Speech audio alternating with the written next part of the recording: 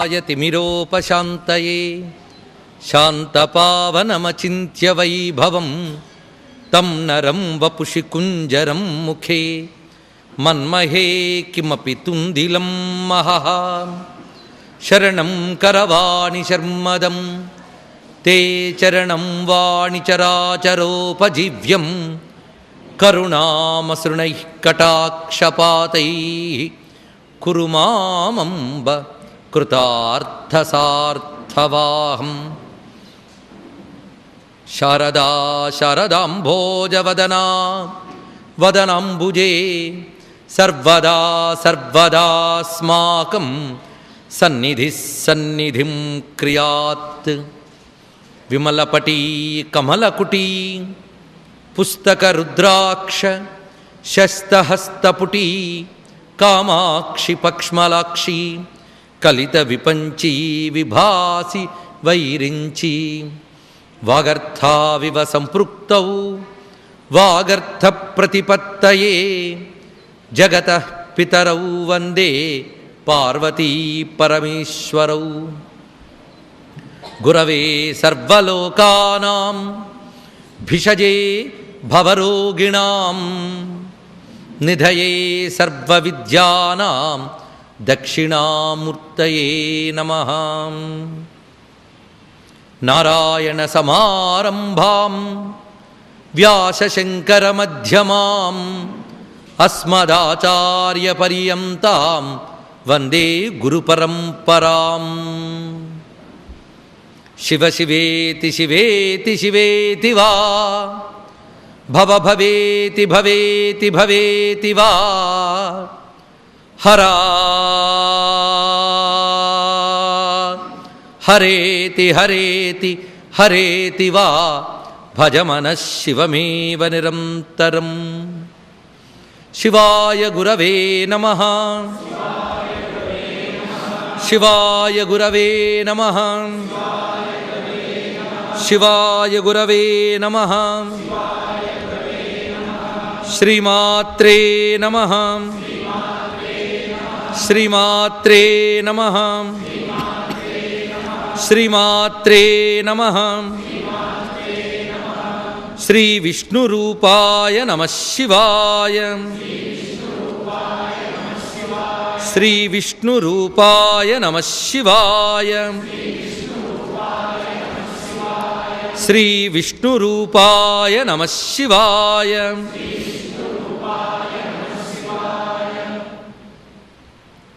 सर्वमंगलमांगल्ये शिवे सर्वार्थसाधिके शरण्ये त्र्यंबके गौरी नारायणि नमोस्तुते। कामेश्वरीं च कामाक्ष्यां कामरूपनिवासिनीं तप्तकाञ्चन संकाशां तां नमामि सुरेश्वरीं।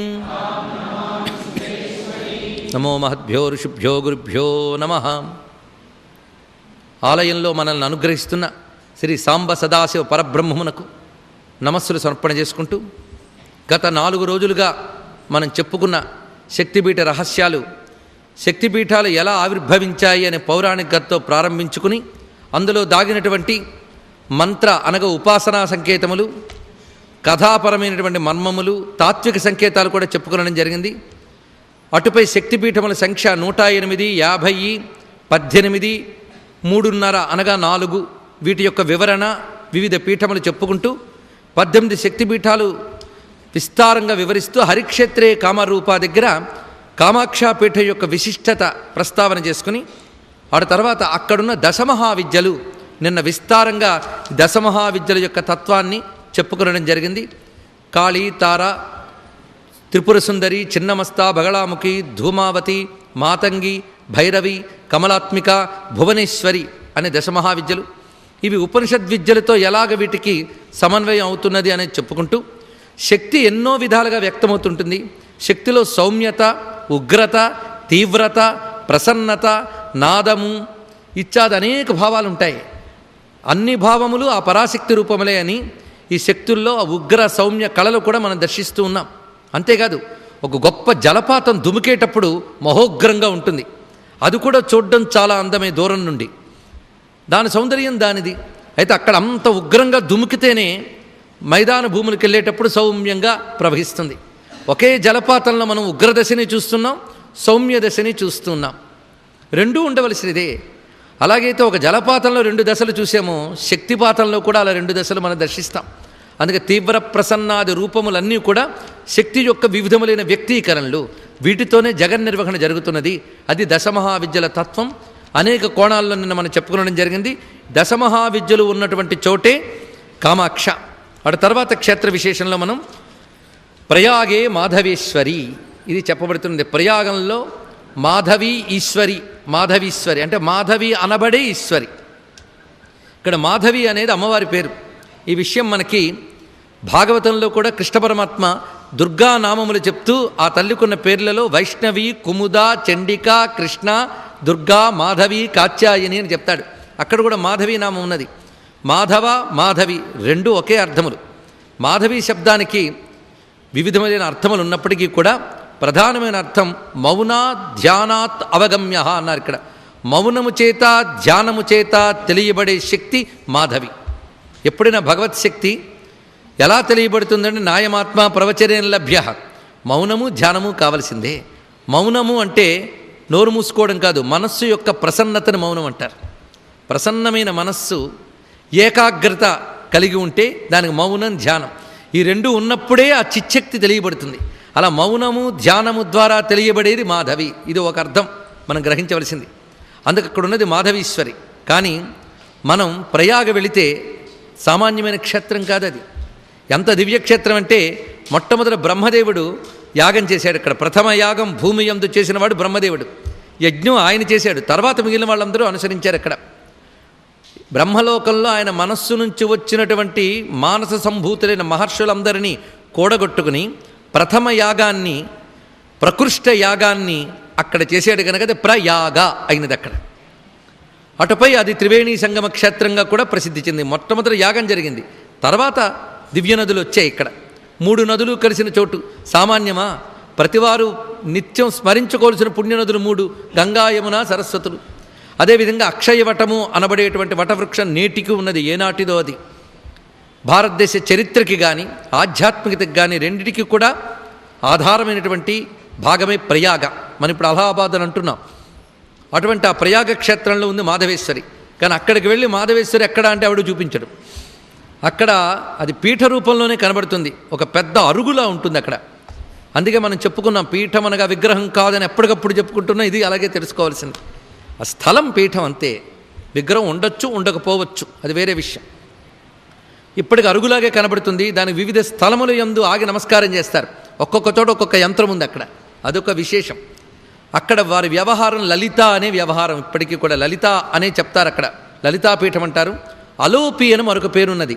అలోపి అంటే ఏ లోపము లేనిది, పూర్ణశక్తి అని అర్థంతో వ్యవహరింపడుతుంది. ప్రయాగే మాధవేశ్వరి. తర్వాత జ్వాలాయాం వైష్ణవీదేవి. ఇది మనకి జ్వాలాయాం వైష్ణవీదేవి అన్నదానిలో కూడా వివిధములైన భేదాలు కనబడతాయి. వైష్ణవి ఉంది గనక జమ్మూ కాశ్మీర్లో ఉన్న వైష్ణవియే ఈ తల్లి అని అంటారు. కానీ జ్వాల అని కూడా పక్కనున్నది. వైష్ణవి అనేది అమ్మవారికి ఎప్పుడు ఉండే పేరే అది. వైష్ణవి అంటే వ్యాపకమైనటువంటి శక్తి వైష్ణవి, విష్ణువునికి అభిన్నురాలు. మాధవి, వైష్ణవి కూడా విష్ణునామాల్లాగే కనబడుతున్నా, అది తెలుసుకోవాలి. చిత్రం ఏంటంటే ఏ దేవత నామాలు ఆ దేవతవే. ఒక్కొక్కప్పుడు 2 దేవతలకి కొన్ని సామాన్య నామాలు కలవ్వచ్చు. కానీ ఏ దేవత నామాలు ఆ దేవతవి. కానీ అమ్మవారికి అన్ని దేవతల నామాలు ఉన్నాయండి. అది ఆలోచించవలసిన అంశం. ఆవిడ శాంకరి, రౌద్రి, శివ, భవాని అంటారు. వైష్ణవి, నారాయణి అంటారు. ఐంద్రి అంటారు. కౌమారి అంటారు. అననిదేమిటి అంటే సర్వదేవతల యొక్క శక్తి తల్లి. అందుకు వైష్ణవి ఆవిడ, సర్వవ్యాపకమైన శక్తి. ఈ వైష్ణవి ఎవరు అంటే హిమాచల్ ప్రదేశ్లో జ్వాలాముఖి అని చెప్పబడుతున్న తల్లియే ఇక్కడ. అందుకు జ్వాలాయాం అనే మాటకి ఇదే మనం వ్యవహారం తీసుకోవాలి. ఎందుకంటే పురాణముల ప్రకారంగా కూడా అక్కడ జ్వాలలు ప్రకాశిస్తూ ఉంటాయి. ఈ జ్వాలలు ఎక్కడి నుంచి వచ్చాయా అనే రకరకాల పరిశోధనలు. భౌతికవాదులు ఏదో భౌతిక కారణం చెప్పాలని ప్రయత్నిస్తూ ఉంటారు. కానీ వాళ్ళు చెప్పిన కారణాలు కూడా రుజువు కాలేదు. ఇంకా ఆధ్యాత్మిక కారణాలే రుజువు అవుతున్నాయి ఇక్కడ. అందుకు దివ్యమైనటువంటి జ్వాలలు అక్కడ ఉన్నాయి. అందులో ప్రధాన జ్వాల ఏదైతే చెప్తామో అక్కడ ఇప్పటికీ కూడా ఏ శబ్దము చేసినా జ్వాల పెరగదండి. రాధేశ్యాం అంటే మాత్రం పెరుగుతుంది అక్కడ. ఇది ఒక ఆశ్చర్యకరమైన అంశం. ఆ రాధానామానికి స్పందించే శక్తి ఏదో ఉంది అక్కడ. ఈ జ్వాల ప్రధానంగా చెప్పబడుతున్నది అమ్మవారి యొక్క స్వరూపము. ఈ జ్వాల విషయంలో ఈ దేశంపై, ఈ సంస్కృతిపై, దీని నమ్మకంపై, దీని శ్రద్ధపై, దీని యొక్క ధర్మంపై దెబ్బతీసినటువంటి దుర్మార్గులు కొంతకాలం సంచరించారు ఈ దేశంలో. వారెవరో నాకంటే మీకే తెలుసు, చరిత్ర బాగా తెలుసు కదా. అలాంటప్పుడు ఒక చక్రవర్తి వచ్చి ఇక్కడ ఇదంతా కూడా హిందువుల మూఢనమ్మకం అని రుజువు చేయడానికి చాలా ప్రయత్నాలు చేశాడు. ఆ ప్రయత్నాలు చేయడంలో దీని మీద కొన్నాళ్ళు రేకులు మూసేట. అక్కడ గాలి కూడా చొరబడకుండా బంధించేశాడు ఆ గుహని, అక్కడ జ్వాల ఉండకూడదని. చిత్రం ఏంటంటే తర్వాత కొంతకాలంగా తీస్తే ఆ జ్వాల అలాగే ఉంది అక్కడ. అది ఆశ్చర్యకరమైన అంశం. తర్వాత కొన్ని నీటి ధారలు అటు వచ్చేలా చేసి జ్వాల మించి ప్రవహించేటట్టు కూడా చేశాడు అతను. తిరిగి తన ఢిల్లీకి తాను వెళ్ళిపోయాడు. జ్వాల ఏం కాలేదు కానీ అతను కళ్ళిపోయాయండి. తిరిగి అతను పశ్చాత్తాపం చెంది తిరిగి వచ్చి అమ్మవారి మహిమ తెలుసుకొని తాను ఇతర మతస్థుడైనప్పటికీ కూడా అమ్మవారికి ఒక ప్రత్యేకమైన ఛత్రము ఇత్యాదులన్నీ చేసి గుర్తుగా ఇచ్చి ఉంచాడు. ఇలాగా హిందూ మతాన్ని దెబ్బతీయాలని పరాభవం పొందిన వారు తిరిగి పశ్చాత్తప్తులే ఇచ్చినటువంటి కానుకలు నేటికి హిందూ క్షేత్రాల్లో చాలా చోట్ల మనకి కనబడుతూ ఉంటాయి. ఆ చక్రవర్తి ఎవరో కారు, అక్బర్ చక్రవర్తి. ఆయనకు జరిగిన అనుభవం ఇది రికార్డెడ్, అందుకే చెప్తున్నాం ఇక్కడ విషయం. ఇది జ్వాలాయాం వైష్ణవీదేవి అనేటువంటి అంశం. ఇక గయా మాంగళ్య గౌరిక, గయలో మంగళగౌరి అని చెప్పబడుతున్నది. ఇక్కడ మంగళగౌరి గయ వెళ్ళినప్పుడు దర్శించవచ్చు. ఇక్కడ ఈ తల్లి చూడ్డానికి చిన్న గూడులా ఉంటుంది, గుడిలా ఉండదు. కానీ ఆ ప్రాంతమంతా శక్తిపీఠమే. అది తెలిసి అక్కడ సాధన చేసుకోవాలి. శక్తిపీఠాలు సాధన కోసమే. మళ్ళీ మొదటి రోజు మాటలు మళ్ళీ చెప్పుకోండి. ఇక్కడ ఆ మంగళగౌరి అక్కడ ప్రకాశిస్తున్నది. మంగళ గౌరి ఈ రెండు శబ్దములు చూస్తూ ఉంటే ఆవిడ సర్వమంగళ మంగళ్యే శివే సర్వార్థ సాధికే శరణ్యే త్రయంబకే గౌరి. ఆవిడ మంగళస్వరూపిణి. గౌరీ అంటే తేట తెల్లని తల్లి, బ్రహ్మ విద్యాది దేవత అని. గౌరీ మిమాయి సరిలా నితక్షత్యేకపది అని రుద్రం చెప్తున్నటువంటి, అది వేదం చెప్తున్న మంత్రభాగంలో మనకి ఆ గౌరీదేవి శబ్దబ్రహ్మరూపిణిగా చెప్పబడుతున్నది. ఆ తల్లి ఇక్కడ మంగళ గౌరిగా ప్రకాశిస్తున్నది. గయ అనేటువంటిది పితృదేవతల్ని తరింపజేసేటువంటి తీర్థం. అది అక్కడ ఫల్గు నది ప్రవహిస్తున్నది. అలాగే మధుర, శ్వేత అనే మరొక రెండు ఉపనదులు కూడా అక్కడ కలిసి సంగమించే చోటు. అందుకే త్రివేణి సంగం అంత పవిత్రమైనది. విష్ణు క్షేత్రం అది కూడా. విష్ణువు అక్కడ వృక్ష రూపంలోనూ పాద రూపంలోనూ మనకి దర్శనమిస్తాడు. ఆ పితృతీర్థంలో ఈ తల్లి వెలసి ఉన్నది. అసలు గయలు మొత్తం మనకు చెప్పేటప్పుడు ఇది ప్రధాన గయ. దీని తర్వాత నాభిగయ అని ఉన్నది. ఇది ఒరిస్సాలో జాజిపూర్ రోడ్లో వైతరణి నది, అక్కడ మళ్ళీ తల్లి ఉన్నది. ఓఢ్యానే గిరిజాదేవి, అది కూడా శక్తిపీఠమే. అది మళ్ళీ గయే, నాభిగయ. మూడవ గయ పాదగయ, ఇది మళ్ళీ శక్తిపీఠమే. చూడండి, గయకి శక్తిపీఠానికి ఉన్నటువంటి విషయం. పీఠాయాం పురుహూతిక, అక్కడ తల్లి పిఠాపురంలో. ఇక తర్వాత మాతృగయ, దీని పేరు సిద్ధాపూర్, అక్కడ తల్లి ఉన్నది శక్తిగా, సిద్ధక్షేత్రం అది. దాని తర్వాత గయ బదరి, ఇది కూడా పితృక్షేత్రంగా చెప్పడది. ఇలా పంచగజలు అని వీటికి పేర్లు. అందులో మొదటి గజ ఇది. ఇక్కడ సర్వమంగళాదేవి కొలువు ఉన్నది. ఆ తర్వాత చెప్పబడుతున్నది వారాణస్యాం విశాలాక్షి. ఈ పరమ పావనమైన శివరాత్రి మహాప్రదోష సమయం అంటారు దీన్ని. ఈ మహాప్రదోష సమయంలో అక్కడ పరమేశ్వరుడు సాక్షిగా మనందరం కాశీక్షేత్రంలో ఉంటున్నాం. ఇప్పుడు ఇంకేం కావాలి? వారాణస్యాం విశాలాక్షి, ఆ తల్లి. వారణాసిలో అమ్మ విశాలాక్షిగా ఉన్నది. ఇక్కడొక్క ప్రత్యేకత. కామాక్షాకి ఎంత ప్రాధాన్యం ఉన్నదో మళ్ళీ కాశీకి అంత ప్రాధాన్యం ఉన్నదండి. మరి నిన్న చెప్పారు దాన్ని మించింది లేదు అని, ఇప్పుడు చెప్తాం కాశీకి మించింది లేదు. దేన్ని పట్టుకుంటే అదే చెప్పడం మన శాస్త్రం. అంటే దేన్ని పట్టుకున్నా దీన్ని మించింది లేదని సాధన చేస్తే గొప్ప ఫలితం వస్తుందని దీన్ని బట్టి తెలుస్తున్నది. ఎందుకంటే దేవీ భాగవతంలో అమ్మ తన శక్తిపీఠాలన్నిటి గురించి చెప్తూ, నా భక్తుడు ప్రయత్నపూర్వకంగా నా పీఠాలకు చేరి సాధన చెయ్యాలి అని ఆజ్ఞాపించాడు. అన్ని పీఠాల్లో సాధన చేయడం మంచిదే. అన్ని పీఠాల్లో సాధన కుదరకపోతే కాశీక్షేత్రానికి చేరి నా మంత్ర సాధన చేస్తే అతడు సిద్ధి పొందుతాడు అని అమ్మ స్వయంగా చెప్పినటువంటి మాట దేవీ భాగవతంలో, దేవీ గీతల్లో వస్తుంది ఈ మాట. దీన్ని బట్టి కాశీక్షేత్రం అమ్మ జపానికి చాలా విశేషం. మరి అయ్య జపానికి ప్రత్యేకించి చెప్పక్కర్లేదు. కనుక శివ జపానికి కానీ శక్తి జపానికి కానీ అత్యంత ప్రధానమైనటువంటిది కాశీక్షేత్రం. అంతేనా? విష్ణు జపానికి, సూర్య జపానికి, గణపతి జపానికి అన్నిటికీను. అందుకే కాశీక్షేత్రం సర్వసాధనలకు ఉత్తమమైనటువంటిది. అందులో కాశీలో అమ్మవారు అన్ని రూపాల్లో ఉన్నారండి. ఇది తెలుసుకోవలసినది. కాశీ సర్వక్షేత్రముల రాశి, అందుకే 12 జ్యోతిర్లింగాలు అక్కడ మీకు ఉన్నాయి. వాటి యొక్క మూలమైన శక్తులు అక్కడ ఉంటాయి. వెతకవచ్చు, వెతికి చూడవచ్చు. అదే కాశీలో అష్టాదశ శక్తిపీఠాల దేవతలు ఉన్నారు, నవదుర్గలు ఉన్నారు, అష్టమాతృకులు ఉన్నారు. అంటే సప్తమాతృకులు మనకు తెలుసు, అష్టమాతృకు కూడా చాముండా అని చెప్పబడితే ఆ తల్లి అక్కడ ప్రకాశిస్తున్నది. ఇలాగా అష్టమాతృకులు ప్రకాశిస్తూ ఉన్నారు.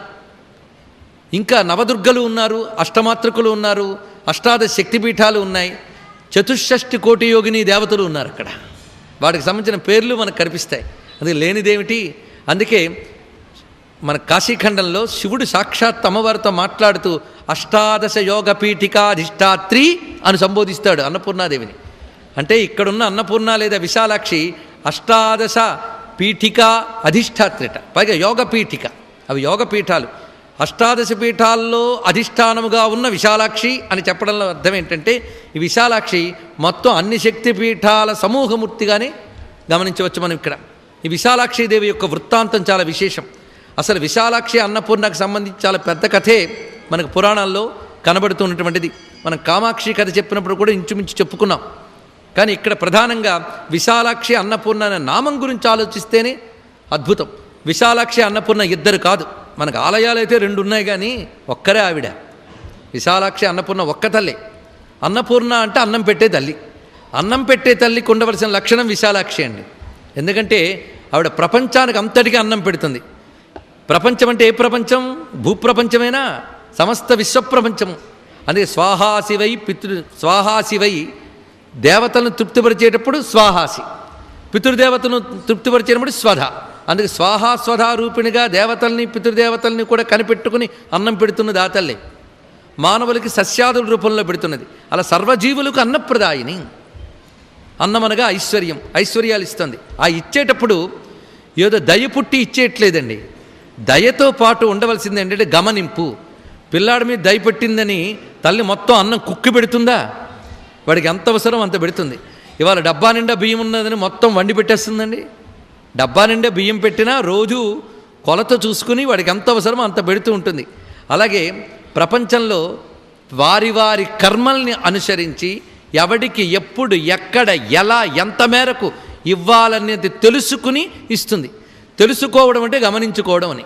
మరి విశాల విశ్వంలో అందరినీ గమనించుకోవాలంటే కనిపెట్టుకునే కన్ను చిన్నగా ఉంటే సరిపోదు, విశాలాక్షిగా ఉండాలి. అందుకే విశాల విశ్వాన్ని విశాలమైన నేత్రాలతో పరిశీలిస్తుంది ఆ తల్లి. ప్రపంచాన్నంతటినీ చూస్తోందట. అంటే అమ్మ చూపుకి అవధి లేదు, ఇది తెలుసుకోవాలి. మన చూపులకు అవధి ఉన్నది. దేశ పరిమితి, కాల పరిమితి 2 ఉన్నాయి. మనం ఇవాళ ఇక్కడ ఉన్నామంటే ఈ కనిపించినంత మేరే చూడగలం, దానికి పైనే ముందు చూడలేం. అలాగే ఇప్పటి కాలాన్నే మనం చూడగలం, నిన్నని రేపుని చూడలేం. కానీ అమ్మ చూపు అలా కాదు. దేశ దిక్కాల పరిమితులు అమ్మ చూపుకు లేవు. అందుకే అపరిమితమైన దర్శన శక్తి కలిది కనుక విశాలాక్షి. అంతగా ప్రపంచంలో అణువు మొదలు బ్రహ్మాండాలన్నిటి పరిశీలించుకుంటోంది కనుక ఎవరికి ఎంత పెట్టాలో తెలిసిన తల్లి. కనిపెట్టుకొనుట తినిపెట్టేటటువంటి తల్లి కూడా. అందుకే కనిపెట్టే తల్లి ఆవిడే, మనకి తిండికి పెట్టే తల్లి ఆవిడే. అందుకే కనిపెట్టేది అంటే విశాలాక్షి, తిండి పెట్టేది అంటే అన్నపూర్ణ.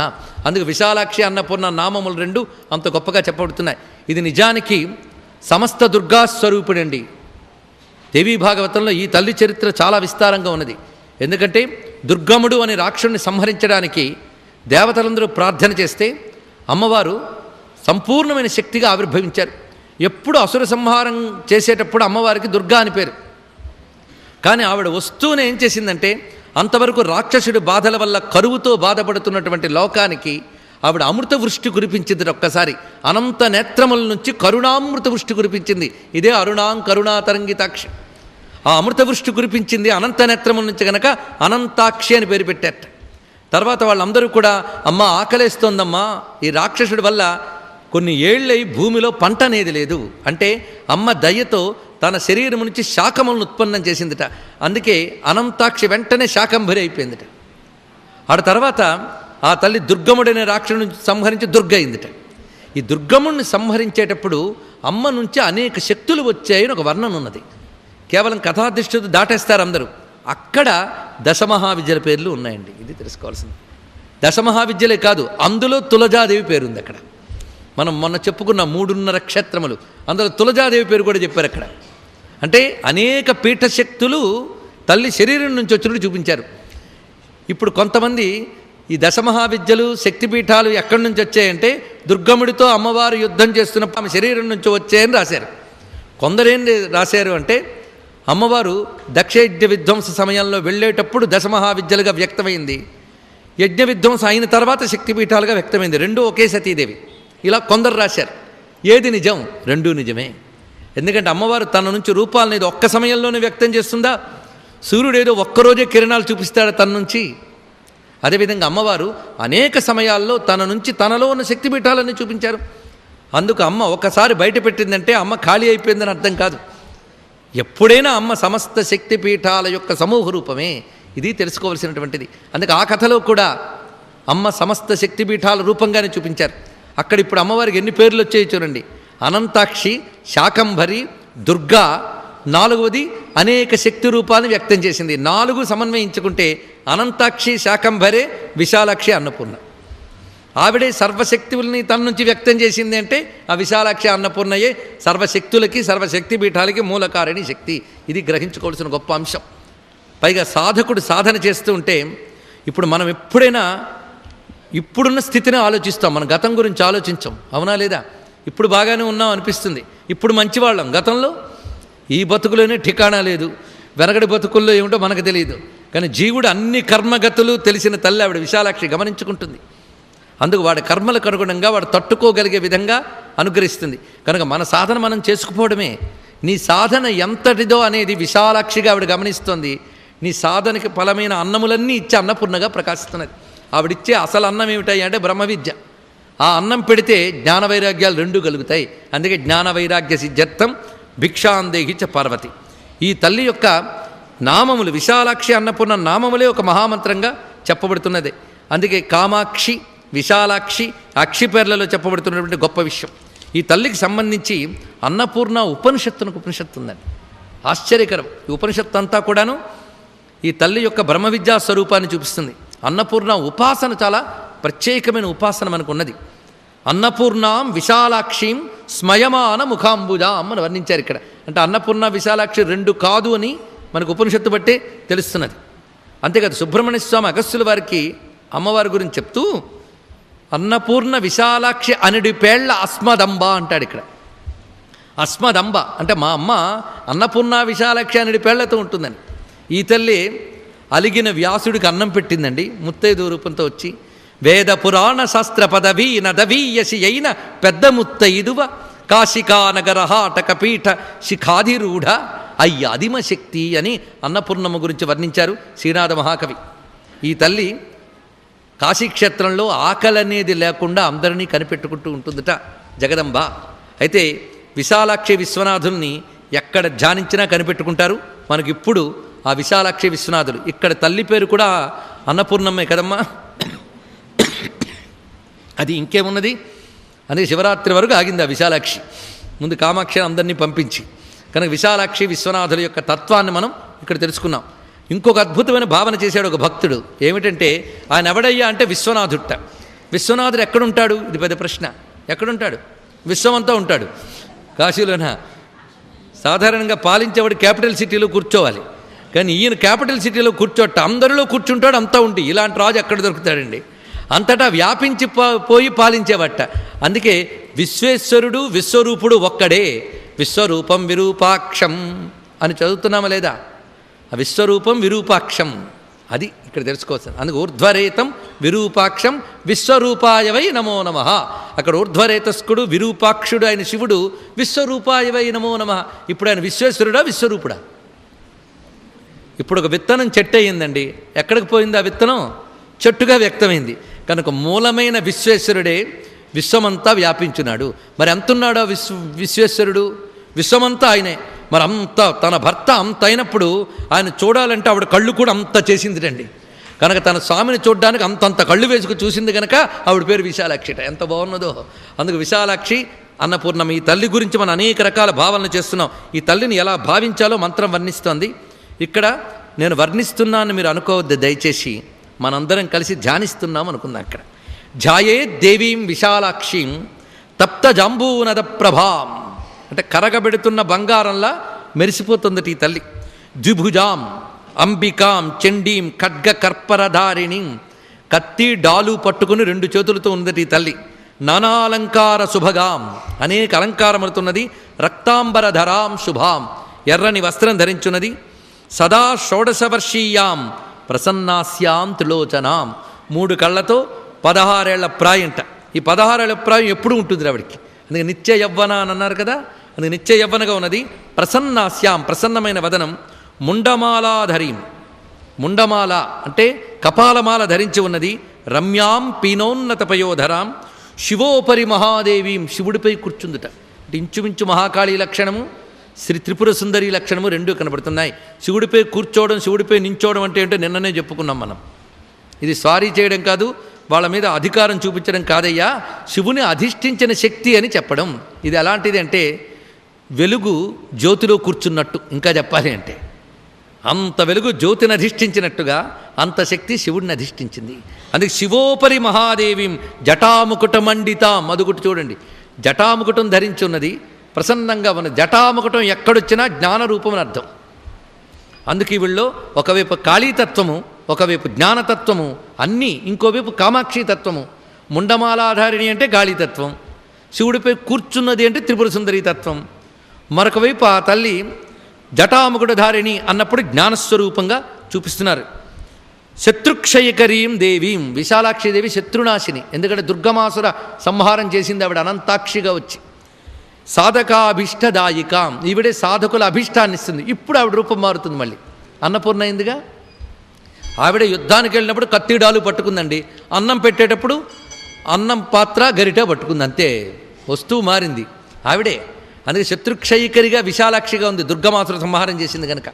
అందరికి అన్నం పెట్టి శాకంబరిగా ఉన్నప్పుడు పాయసాన్న పూరిత మాణిక్య పాత్ర హేమదర్వి విధృతకరే అని వర్ణించారు ముత్తుస్వామి దీక్షితుల వారు. అన్నపూర్ణే విశాలాక్షి అఖిల భువన సాక్షి సర్వసౌభాగ్యజననీం, ఈ మాటలోని ఇప్పుడు సౌభాగ్య విద్యాదిదేవత అది చూపిస్తున్నారు ఇక్కడ.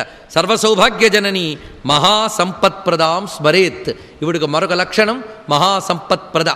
సంపదలంటేనే అన్నములు, మన అనేక మార్లు చెప్పుకున్నాం. అన్నం అనగా ఐశ్వర్యము. వాజేభిర్వాజినీవతి, ఐశ్వర్యాలతో ఆవిడ పోషిస్తోంది మనల్ని అందరినీ. మనల్ని పోషించే ఐశ్వర్యములు అన్నములు. ఆ అన్నములు ఆవిడ దగ్గర కొదవ లేకుండా ఉన్నాయండి. అన్నపూర్ణే సదాపూర్ణే. ఇవాళ అన్నం పెట్టిందంటే రేపు భాండారం ఖాళీ అవుతుందని ఏం లేదుట. ఆవిడ భాండారానికి ఖాళీ లేదు. లేకపోతే ఈ విశ్వకోశం ఆవిడ భాండారం కాదా? ఎప్పటికప్పుడు మనం ఎంత తింటున్నా ఈ భూరూపమైన భాండారం ఎంత ఉత్పన్నం చేస్తుందండి. అందుకే వసుంధర సంపదలన్నీ ధరించున్నది.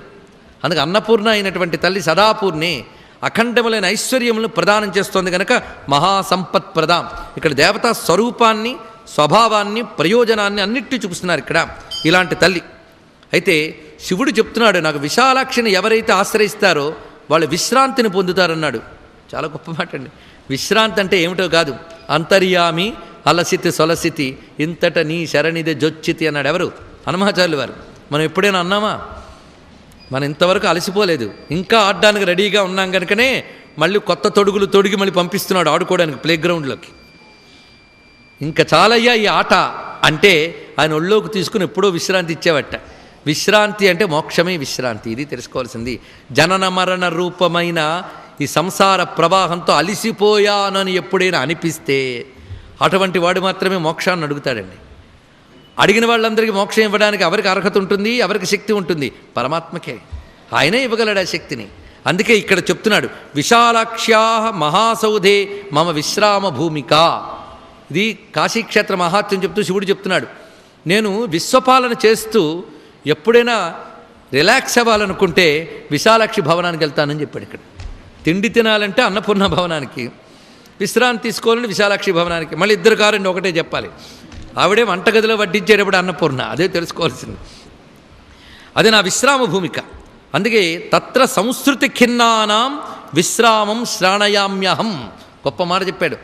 అందుకే ఎవరైతే విశాలాక్షీదేవి మందిరం దగ్గరకు వచ్చి నన్ను అమ్మవారిని ప్రార్థన చేస్తారో ఇద్దరిని, వారికి సంస్కృతి ఖిన్నానాం, గొప్ప మాట చేశాడు. సంస్కృతి అంటే సంసారం, సంస్కృతి ఖిన్నానాం అంటే సంసారంలో అలిసిపోయిన వారికి నేను విశ్రామం శ్రాణయామ్యహం, వాళ్ళ అలసట తీర్చి శాంతినిస్తాను. ఆ శాంతే మోక్షం అనేది, అది ఇస్తానని మాట చెప్పాడు. అందుకే విశాలాక్షిని ఆశ్రయిస్తే జ్ఞానం ఇస్తుందా తల్లి, ఆ జ్ఞానమే శాంతినిస్తుంది. ఇది తెలుసుకోవాల్సింది. అసలు విశాలాక్షి అనే మాటలో మరొక అర్థాన్ని ఇప్పుడు గమనించుకోవాలి. అక్షి అంటే దృష్టే కదా, మన దృష్టి ఎప్పుడు సంకుచిత దృష్టే, అవునా లేదా అండి? ఎంత చెప్పండి, నేను అనగానే మనం ఒక్క శరీర పరిమితిలోనే ఆలోచిస్తాం, అంతకుమించి ఆలోచిస్తామా? ఇప్పుడు గట్టిగా ఆలోచించబట్టే నిద్రపోతాం, అసలు పొద్దుటించి నిద్ర లేదు. అయినా జాగరణ దెబ్బతినేస్తుందో జాగ్రత్త, అందుకు కంటి మీద రెప్పబడకుండా వినాల్సిందే. ఎందుకంటే కాశీ తత్వక్షేత్రం, పిలక పెట్టి మరి కూర్చోపెట్టి నీకు తత్వభిక్ష పెట్టే వరకు అక్కడ ఉంచుతుంది, నువ్వు పారిపోరావాల్సింది. ఇక్కడ కాశీ తత్వక్షేత్రం, అది భోగక్షేత్రం కాదు. ఒక్కొక్క క్షేత్రానికి ఒక్కొక్క లక్షణం ఉంటుంది. అందుకే కాశీలో భోగాలు వెతకరు, కాశీలో యోగాలు వెతకాలి. అది యోగక్షేత్రం, అది తత్వక్షేత్రం. జ్ఞానభిక్ష పెడుతుంది అక్కడ తల్లి. అందుకే ఆవిడ పెట్టే భిక్ష జ్ఞానం.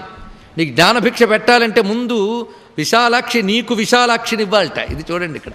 ఎందుకంటే మనకు విశాలాక్షి లేదు, సంకుచితాక్షి ఉంది. ఎంత చెప్పండి, నేను అనే భావనని మనం ఈ 5-6 అడుగుల శరీర పరిమితే చేస్తాం, దానితోనే చూస్తాం. అయితే దేహం, లేకపోతే మనస్సు, లేకపోతే ప్రాణం, లేకపోతే బుద్ధి. దేహం ప్రాణమపీంద్రియాణ్యపి చలాం బుద్ధించ శూన్యం విదుహు చెప్పారుగా శంకర భగవత్పాల్ వారు. అందుకు మన దృష్టి చాలా సంకుచితం. ఆ నేను అనబడే శరీర పరిమితితోనే అఖండ చైతన్యాన్ని దానికే పరిమితి చేస్తున్నాం. విశ్వాన్ని కూడా ఈ కోణంలోనే పరిశీలిస్తుంటాం.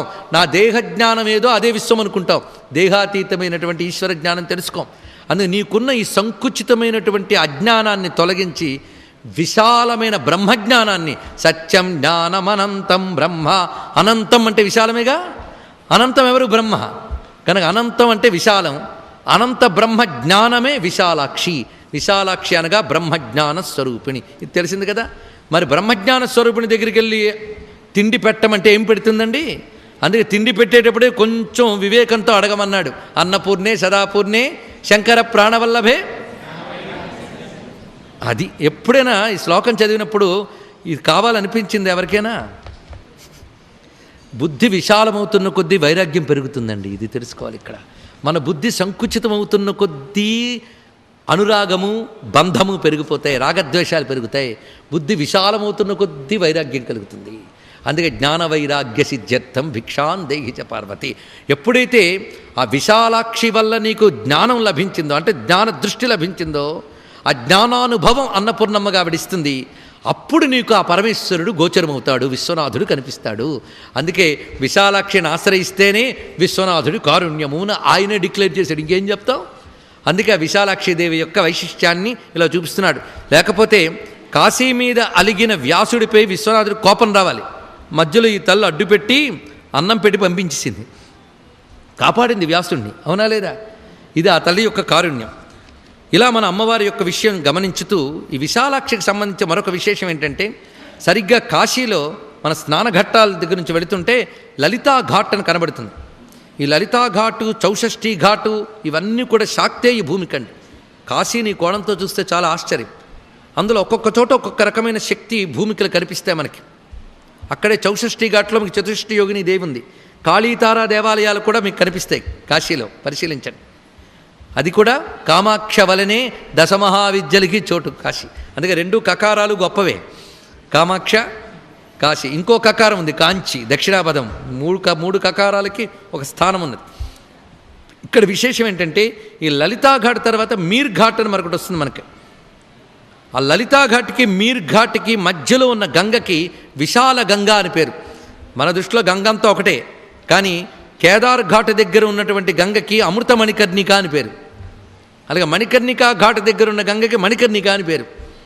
ఒక్కొక్క ఘాటు దగ్గర గంగకు ఒక్కొక్క పేరు. ఇవి మనం పెట్టుకున్న పేర్లు కావు, శాస్త్రాలు ఉన్నాయి. అలాగా ఇక్కడ లలితా ఘాట్ నుంచి మీర్ ఘాట్ వరకు ఉన్న గంగకి విశాల గంగా అని పేరు. సరిగ్గా ఈ ఘాటు మెట్లకు పైన ఉంటుంది విశాలాక్షి మందిరం. సరిగ్గా ఆ భూమికంతా విశాలాక్షిదేవికి సంబంధించిన శక్తులు ఉంటాయండి. అందుకు ఆ చోట కూర్చొని అమ్మ విద్యను ఉపాసన చేయాలి, ఇది తెలుసుకోవాలి. అంతేగాని అక్కడికి వెళ్ళి హుండీలో వేశామా, గుడి పెద్దది అనుకున్నాం కానీ చాలా చిన్నదండి, ఇలువుగా అక్కడ చేయాల్సినవి.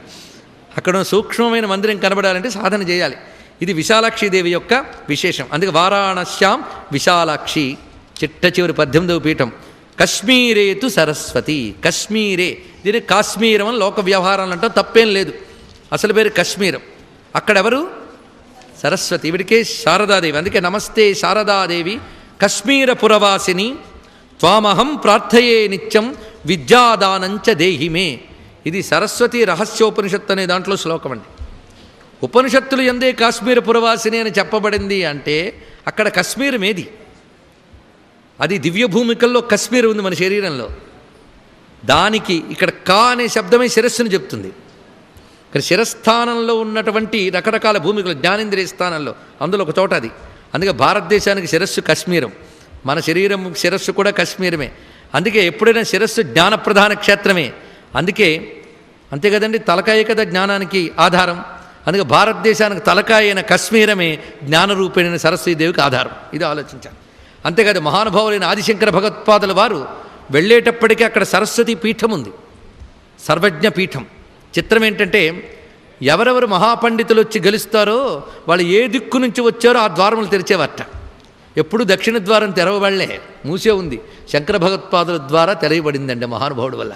ఆయన సర్వజ్ఞ పీఠ సింహాసనం ఎక్కాడు. అది సరస్వతీదేవి భూమికి, అది తెలుసుకోవాలి. అలాంటిది కశ్మీరము. అయితే ఇప్పుడు కాశ్మీరానికి వెళ్ళాం కానీ అక్కడ ఏం కనబడలేదండి.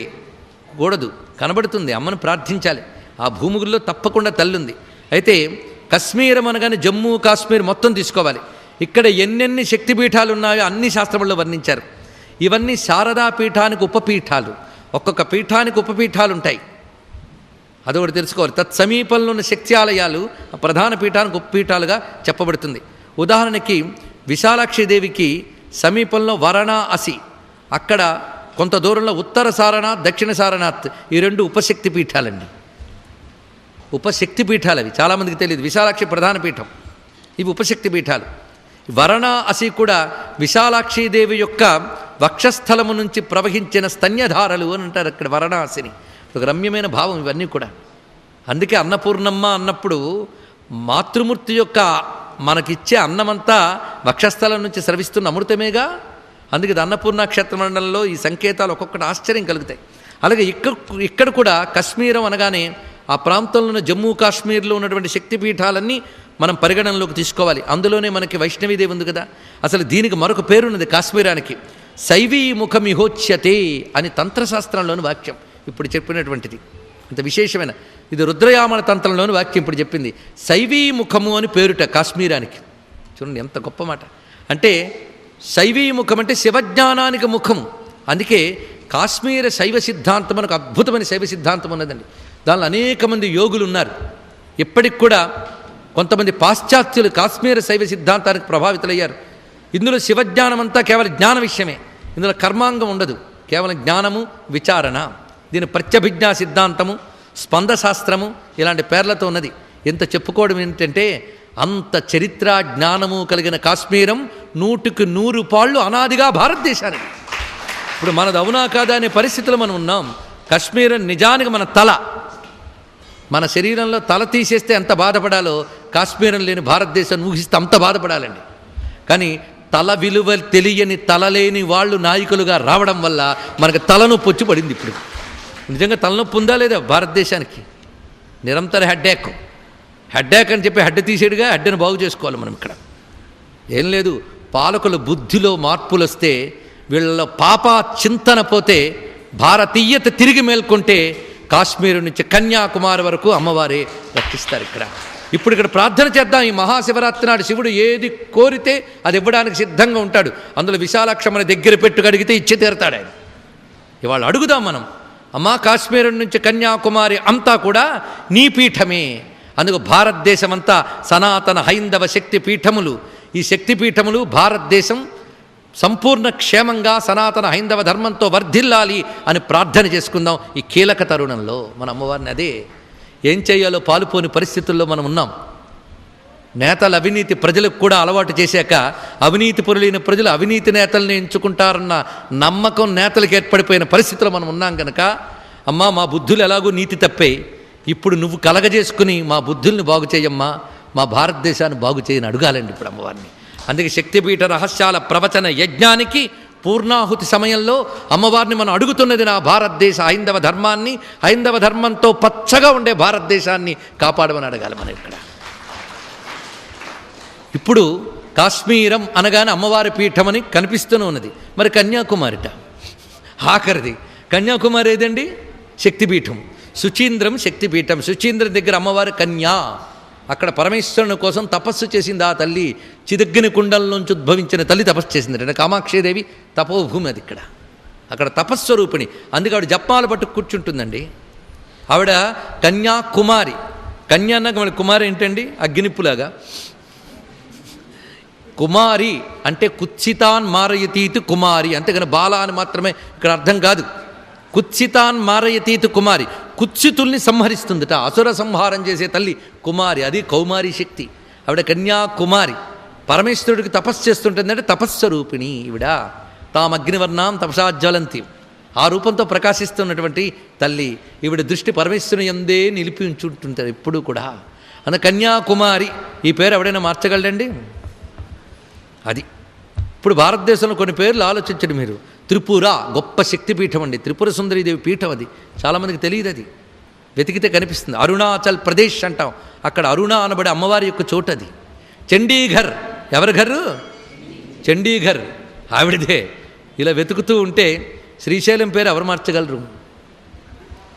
అందుకే మా పరమతములన్నీ ఇక్కడ వ్యాపించారు, ఎక్కడ శ్రీశైలంలో ఉంటాయి. ఎంత దౌర్భాగ్యం అండి. ఇక్కడ తిరుమల మార్చగలమా? అందుకే భారతదేశంలో స్వాభావికంగా ఇక్కడ మట్టితో మమైకమైన హిందూ ధర్మాన్ని ఎవరూ మార్చలేరు. ఇక్కడ మట్టిని మార్చలేం, హిందూ ధర్మాన్ని మార్చలేం. ఇక్కడ మట్టిని మార్చాలనుకోవడం, మన శరీరంలోంచి ప్రాణాన్ని తీసేయాలనుకోవడం, హిందూ మతం లేని భారతదేశాన్ని చూడాలనుకోవడం ఒక్కటే. ఎందుకంటే చాలా చిత్రమైనటువంటి పేర్లు పెట్టుకుని ఇతర మతాల వాళ్ళు కూడా అందలా లెక్కాలని ప్రయత్నిస్తున్న దుష్టకాలంలో ఉన్నాం. సెక్యులర్ దేశంలో మతాలు పాలిస్తాయా? అలాంటప్పుడు మతాలపైన పార్టీలకు ఎందుకు అనుమతిస్తున్నారో మనకు తెలియట్లేదు. ఇవన్నీ మీరు ఎవరినో ఉద్దేశించి చెప్తున్నారంటే ఎవరిని కాదు, చుట్టూ కనబడుతున్న చేదు నిజాల్ని. కొంతమంది చూస్తూ ఏమీ చెయ్యలేక, కొంతమంది చూసి ఏమీ స్పందించక ఉండిపోతున్నటువంటి చేదు నిజాలను చూసి భరించలేక కనీసం భగవంతుని ముందు ఏడిస్తున్నా వింటాడేమో ఇలాంటి పవిత్రమైన వేళలో అని చెప్తున్నాం. అంతేగాని మాటలు విని అందరిలో స్పందన వస్తుందనే భ్రాంతి ఏమీ లేదండి. ఇక్కడ ఏమి రాదు, ఎంత ఘోషించినా రాదు. ఎందుకంటే ఇంత విన్నాక నేను మంత్రజపం చేస్తే నాకేమొస్తుందని ఆలోచిస్తాం, కానీ దేశం కోసం ఆలోచించేవాళ్ళు ఎంతమంది? అందుకే శక్తిపీఠ రహస్యాలు పెట్టిన దగ్గర నుంచి భారతదేశం అనే మహాశక్తిపీఠం క్షేమంగా ఉండాలి అనే ఆర్తితో అమ్మవారిని ప్రార్థన చేసుకుంటూ ఉన్నాం. అమ్మ క్షేత్రాలు క్షేమంగా ఉండడం అమ్మ కోసం కాదు, మన కోసం. మన శక్తి మనం కాపాడుకుంటే కదా. అందుకే నా భారతదేశం ఒకప్పుడు ప్రపంచానికి జ్ఞానం ఇచ్చిన సరస్వతి పీఠం, ఇప్పుడు ఇక్కడే నిరక్షరాస్యులు ఎక్కువ. ఒకప్పుడు అంగళ్ళ రత్నాలు అమ్మి ప్రపంచానికి సంపదలు పంచిన దేశం, ఇప్పుడు ఇదే దరిద్ర దేశం. అలాంటిది ఇప్పుడే ఇదే బలహీన దేశం. పక్కవాడు ఒకవైపు నుంచి తొలుచుకుంటూ పెద్ద పెద్ద రహదారులు వేసుకుంటూ ఆక్రమించుకుపోతున్నా నాకేం పట్టిందిలే నిద్రపోతూ, మళ్ళీ పదవిలో ఓట్లొస్తే చాలని నిద్రపోతున్నటువంటి క్షుద్ర పాలకులు ఉన్నటువంటి రోజుల్లో మనం ఉన్నాం. అందుకు నా దేశానికి శక్తి క్షీణించింది, సంపద క్షీణించింది, జ్ఞానం క్షీణించింది. అందుకే క్షీణించిన జ్ఞానాన్ని ఇవ్వడానికి సరస్వతి రావాలి, క్షీణించిన సంపద ఇవ్వడానికి లక్ష్మి రావాలి, క్షీణిస్తున్న శక్తిని కాపాడడానికి దుర్గ రావాలి, నా దేశానికి త్రిశక్తుల రక్షణ కావాలి అని ఆ తల్లిని మనం ప్రార్థన చేసుకున్నాం. అందుకే కాశ్మీరంలో ఆ జమ్మూ దగ్గర వైష్ణవీదేవి. వైష్ణవీదేవి అంటే 3 రూపాలతో ఉంటుంది. మహాకాళి, మహాలక్ష్మి, మహాసరస్వతి, దుర్గాలక్ష్మి, సరస్వతి రూపాలతో ప్రకాశిస్తున్న వైష్ణవీదేవి కూడా ఇక్కడే ఉన్నది. ఇదంతా మనం ఆ జమ్మూ కాశ్మీర్ అని ఇప్పుడు మనం వ్యవహరిస్తున్న ప్రాంతంలో ఉన్న తల్లుల్ని భావన చేయాలి. ఇక్కడ శ్రీపర్వతం అని ఒక పీఠం ఉంది, దీనికి శ్రీపీఠం అని కూడా వ్యవహారం ఉన్నదండి. శ్రీపీఠే సురపూజిత అంటున్నాం కదా. ఇక్కడ పార్వతీపీఠం అని మరొక పేరు కూడా దీనికి ఉన్నది.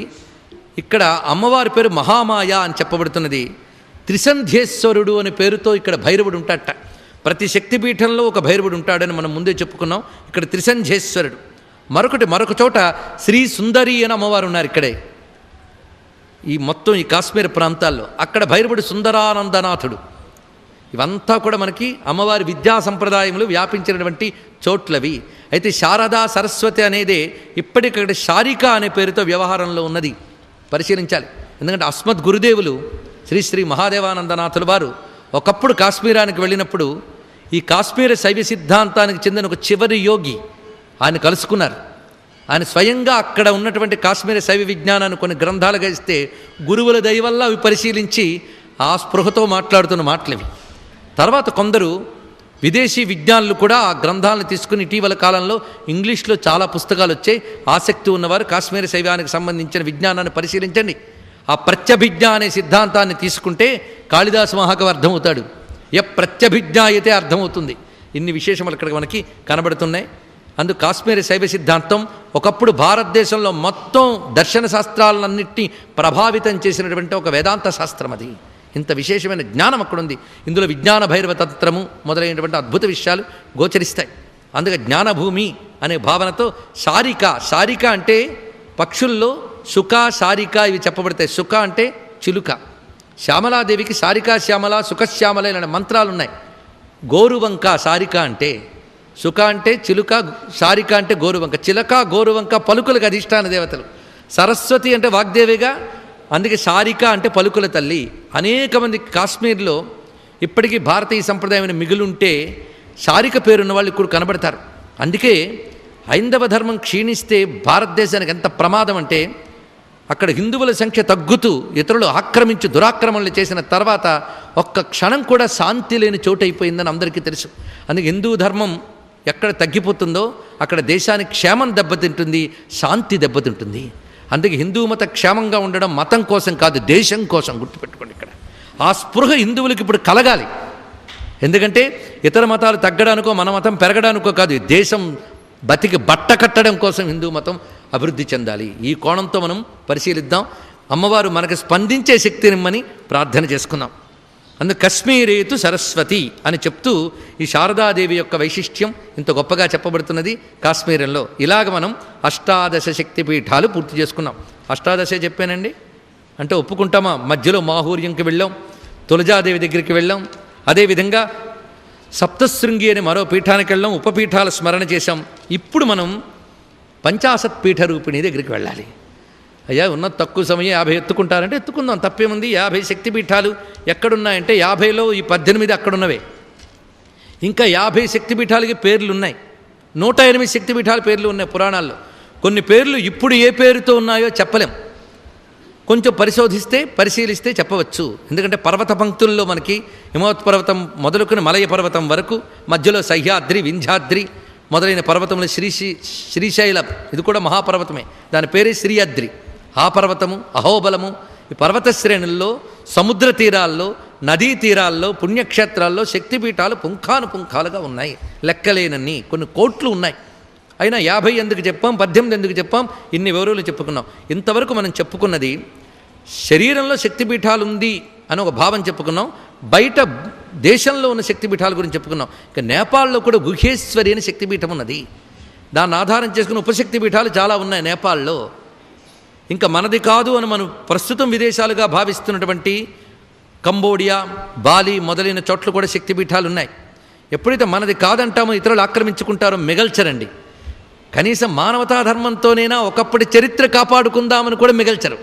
అలాగే పాకిస్తాన్లో ధ్వంసమైపోయిన ఆలయాలు, ధ్వంసమైపోయిన విద్యాలయాలు చాలా ఉన్నాయి. ఇది తెలుసుకోవాలి. ఇక్కడ మనది కాదు కదా, అది వచ్చింది బాధ. అందుకే అన్యాక్రాంతమైతే దేశం ఎంత దెబ్బతింటుందో దీన్ని బట్టి ఆలోచించుకోవాల్సిన పరిస్థితి ఉన్నది. అలాగా పోయి ఉన్నాయి. ఇప్పుడు మనం కొన్ని మాత్రమే చెప్పుకున్నాం. అయితే మనలో శక్తిపీఠాలు ఎవడు తీయలేడుగా, మనం మరిచి బతుకుతున్నాం.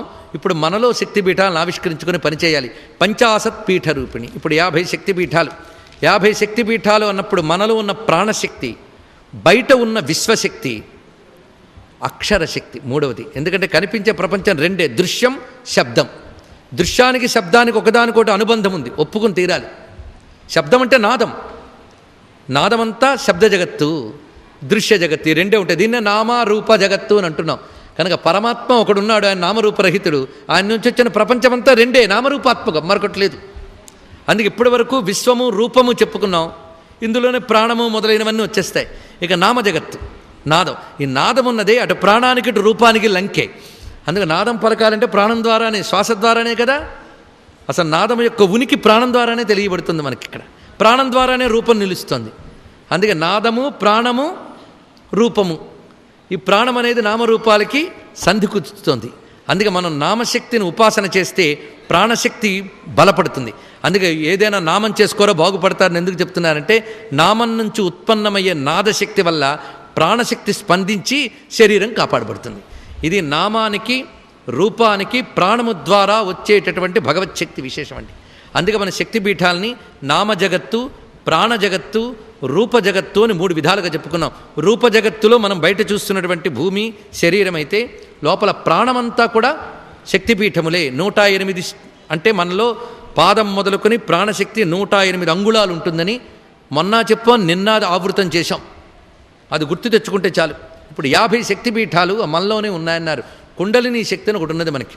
అదే కదా ముఖ్య ప్రాణ స్వరూపం. ఈ కుండలిని శక్తి మూలాధారం నుంచి సంచరిస్తూ ఉంటుంది. ఎవరిలో? అందరిలో. యోగిలో ఊర్ధ్వగమనంతో వెళుతుంది, మామూలు వాళ్ళల్లో అధోగమనంలో ఉంటుంది. ఒక రాగి తీగలో కరెంటు ఫ్లో ఎలా ఉంటుందో మన యొక్క వెన్నుపాములో సుషుమ్నలందు ఈ శక్తి ఎప్పుడూ ప్రసరిస్తుంది. అయితే రాగి తీగలో కరెంటుని మనం చూపించలేం, వెన్నుపాములో ఉన్నటువంటి సుషుమ్నలో ఉన్న చిదేకర్ర స్వరూపిణైన కుండల్ని కూడా చూపించలేం. కానీ రాగి తీగలో కరెంటు వల్ల బల్బు వెలుగుతోంది, ఫ్యాన్ తిరుగుతోంది. వెన్నుపాములో ఉన్న సుషుమ్నలో ఉన్న చిచ్చక్తి వల్ల కన్ను వెలుగుతోంది, చెవి వింటోంది, నోరు పలుకుతోంది. ఇది ఆలోచించుకోండి. ఇక్కడ అందుకు మనలో ప్రాణశక్తి ఎవరు? ఆలోచించామా ఎప్పుడైనా? ఇచ్చిన శరీరాన్ని పట్టుకుని తెగ తిరుగుతున్నాం, తింటున్నామే, కానీ దీనిలో సంచరిస్తున్న చిచ్చక్తిని ఎప్పుడైనా ఆలోచించామా, ఉపాసించామా? మొదలు పెట్టాం.